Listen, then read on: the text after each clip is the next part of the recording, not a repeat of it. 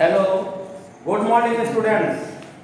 तो आप लोग अगले दिन इलेक्ट्रोकेमिस्ट्री चैप्टर में इलेक्ट्रोकेमिकल सेल, इलेक्ट्रोलिटिक सेल दोनों के बीच के अंतर को पढ़ रहे थे। इलेक्ट्रोकेमिकल सेल का संक्षेप में कैसे निरूपण किया जाता है इसके बारे में जान रहे थे, और फिर कोई सेल दिया हुआ है तो उस पर आधारित सेल रिएक्शन कैसे लिखेंगे इसके बारे में आप लोग सब अभी तक जान चुके हो।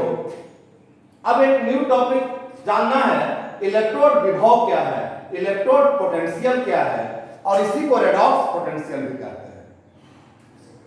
जानो कि जब किसी धातु को किसी लवण के घोल में डुबा दिया जाता है तो धातु और उस घोल के बीच एक विभवांतर स्थापित हो जाता है जिसे इलेक्ट्रोड विभव कहा जाता है।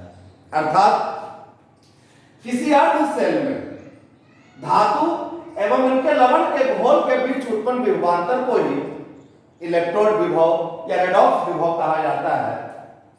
इसे ही ऑक्सीकरण अवकरण विभव भी कहा जाता है। किसी इलेक्ट्रोड सिस्टम में धातु अवकारक और धातु का आयन ऑक्सीकारक जैसा व्यवहार करता है। धातु को यदि m मेटल को m से सूचित करते हैं, यह n इलेक्ट्रॉन का त्याग करता है तो इस पर n प्लस चार्ज उत्पन्न हो जाता है। जो इलेक्ट्रॉन का त्याग करता है वह अवकारक कहलाता है, रिडक्टेंट कहलाता है। रिडक्टेंट को हिंदी में अवकारक कहते हैं। और यह धातु आयन पुनः इलेक्ट्रॉन को ग्रहण करके धातु में परिवर्तित हो सकता है। तो जो इलेक्ट्रॉन को ग्रहण करता है वो ऑक्सीडेंट कहलाता है। यानी यहाँ पर धातु आयन क्या है? ऑक्सीडेंट है, ऑक्सीकारक है। अतः धातु के इलेक्ट्रोड सिस्टम में धातु अवकारक और धातु आयन ऑक्सीकारक का कार्य करता है। इसी प्रकार यदि किसी धातु के दो लवणों के घोल में कोई एक प्लेटिनम इलेक्ट्रोड डुबो दिया जाए तो यह भी ऑक्सीकरण अवकरण युग्म का निर्माण करता है।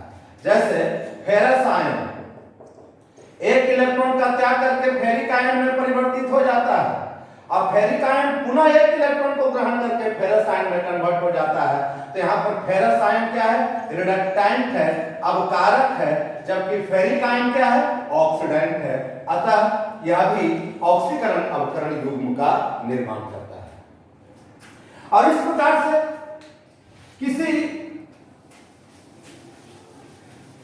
किसी भी हाफ सेल का यदि इलेक्ट्रोड विभव ज्ञात करना हो, इलेक्ट्रोड पोटेंशियल का मान ज्ञात करना हो, उसका व्यंजक निकालना हो, तो उसके लिए हम लोग ऐसा मान लें कि कोई रेडॉक्स प्रतिक्रिया इस प्रकार से हो रही है कि ऑक्सीडेंट n इलेक्ट्रॉन को ग्रहण करके रिडक्टेंट में कन्वर्ट हो रहा है। ऑक्सीडेंट n इलेक्ट्रॉन को ग्रहण करके रिडक्टेंट में कन्वर्ट हो रहा है। रिडक्टेंट n इलेक्ट्रॉन का त्याग करके पुनः ऑक्सीकारक में परिवर्तित हो रहा है। यहाँ पर n क्या है? यहाँ पर n अभिक्रिया में भाग लेने वाले इलेक्ट्रॉन की संख्या है। अभिक्रिया में भाग लेने वाले इलेक्ट्रॉन की संख्या है। और इस प्रकार से किसी भी रेडॉक्स रिएक्शन में ऑक्सीकारक और अपकारक के बीच जो इलेक्ट्रॉन का प्रवाह होता है, इसी के कारण विद्युत धारा उत्पन्न होती है, जिसमें उत्पन्न विभवांतर को इलेक्ट्रोड विभव या रेडॉक्स विभव भी कहा जाता है। अब ऐसी प्रतिक्रिया, ऐसी स्वतः प्रवृत्ति की अभिक्रिया में जब साम्यावस्था स्थापित हो जाए तो ऐसी स्थिति में according to law of mass action, you have already known law of mass action, द्रव्यमान या पिंड क्रिया का नियम के अनुसार ऐसी प्रतिक्रिया का साम्य स्थिरांक इधर वाले पदार्थों के सांद्रण तथा इधर वाले पदार्थों के सांद्रण के अनुपात के बराबर होता है। तो इस प्रतिक्रिया का साम्य स्थिरांक क्या हो जाएगा? कॉन्सेंट्रेशन ऑफ रिडक्टेंट बटा कॉन्सेंट्रेशन ऑफ ऑक्सीडेंट। और ऐसी स्वतः प्रवृत्ति की अभिक्रिया के लिए मुक्त ऊर्जा परिवर्तन और इस साम्य स्थिरांक में एक संबंध होता है जो इस प्रकार से है। मुक्त ऊर्जा परिवर्तन को डेल जी से सूचित करते हैं। डेल जी बराबर होता है del G zero plus R T log A. इसको इक्वेशन 1 मान रहे हैं। यहाँ पर डेल जी क्या है? मुक्त ऊर्जा में होने वाला परिवर्तन है। डेल जी बराबर है मुक्त ऊर्जा में परिवर्तन। फ्री एनर्जी चेंज, और डेल जी जीरो बराबर मानक मुक्त ऊर्जा में होने वाला परिवर्तन है। मानक स्थितियों में जो मुक्त ऊर्जा में परिवर्तन होता है या मानक मुक्त ऊर्जा का परिवर्तन है डेल जी जीरो। अब थोड़ा यह जान लो कि यह मानक स्थिति क्या है। मानक स्थितियों में जो टेम्परेचर होता है, जैसे यहां पर यह T क्या है, टेम्परेचर है, R गैस कांस्टेंट का वैल्यू है, K इक्विलिब्रियम कांस्टेंट है, साम्य स्थिरांक है।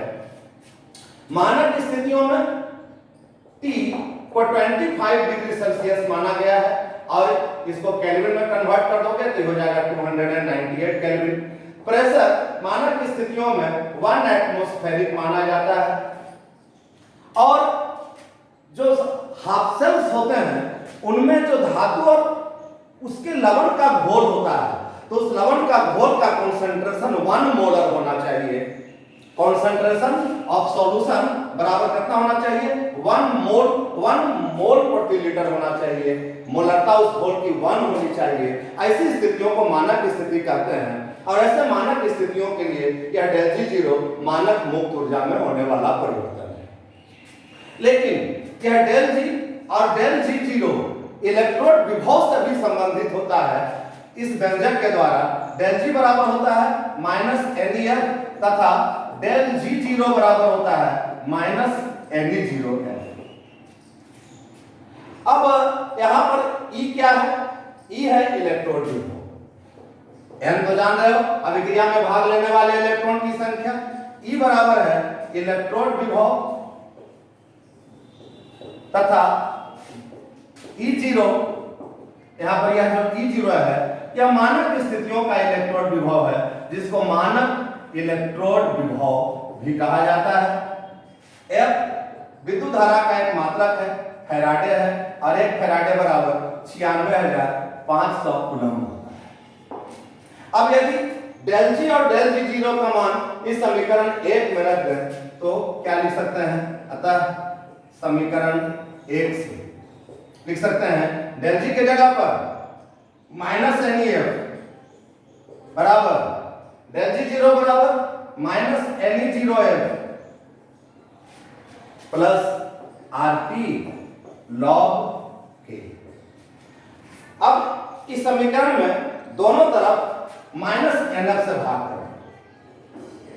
इसमें दोनों तरफ कितना से भाग करना है, माइनस एन एफ से भाग करना। क्या हो जाएगा, ध्यान देना, माइनस एन एफ से भाग कर देंगे, इधर बचेगा खाली क्या, ई बराबर, इधर बचेगा ई जीरो प्लस, या माइनस एन एफ से भाग कर रहे हैं तो माइनस आर टी बटा एन एफ इंटू लॉग के। या इसको ऐसा भी लिख सकते हैं, ई बराबर E zero minus log E means क्या, 2.303 इंटू 10 बेस लॉग, इसी को संक्षेप में कहते हैं लॉग ई। तो इसको ऐसे लिख सकते हैं, लॉग ई को 2.303 इंटू आर टी बटा N F into 10 base log K. और यह इलेक्ट्रोड विभव का है, अभिस्पंजक है। लेकिन इसमें यदि अस्थिर पदों का मान रख दिया जाए, अस्थिर पद जैसे कौन है, आर है, आर यहाँ पर कांस्टेंट टर्म जिसका गैस कांस्टेंट को यहाँ पर आर से सूचित करते हैं, आर का वैल्यू कांस्टेंट होता है जो 0.0821 लीटर एटमॉस्फेरिक प्रति केल्विन प्रति मोल के बराबर होता है। टी स्टैंडर्ड स्टेट में 298 केल्विन है, एफ फैराडे 96,500 कूलम है।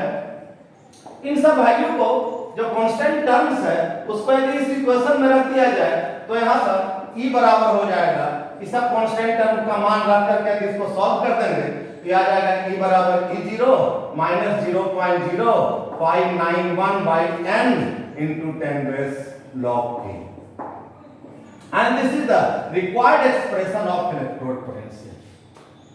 यदि साम्यावस्था में, इस साम्यावस्था में क्या होता है, साम्यावस्था में इलेक्ट्रोड पोटेंशियल E का वैल्यू 0 हो जाता है तो E0 बराबर इतना हो जाएगा।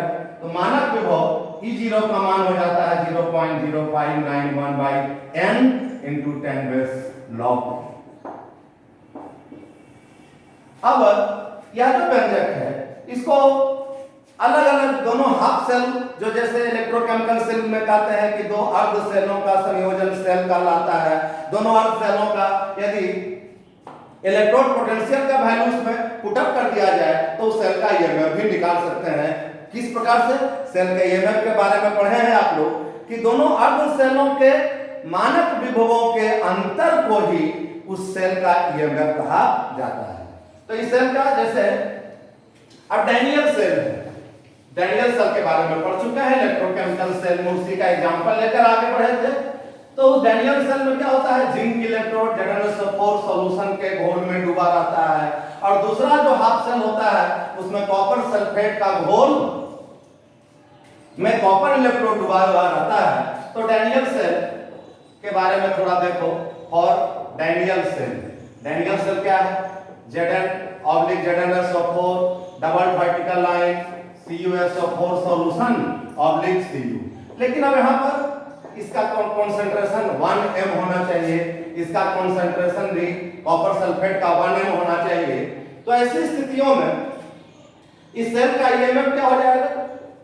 इस सेल का ईएमएफ तो जानते हो, दोनों अर्ध सेलों का इलेक्ट्रोड पोटेंशियल के अंतर के बराबर होगा। तो इधर क्या होगा, और उसमें भी क्या, E0 Cu minus E0 Zn। Reduction half cell minus oxidation half cell के अंतर को ही सेल का ईएमएफ कहा जाता है। और दोनों का हम लोग निकाल सकते हैं सेल का ईएमएफ अलग अलग भी। जैसे जस्ता के लिए क्या हो जाएगा, फॉर EZn, इस एक्सप्रेशन से, यह जो एक्सप्रेशन है इससे जस्ता का इलेक्ट्रॉन पोटेंशियल वैल्यू हो जाएगा E0 Zn माइनस,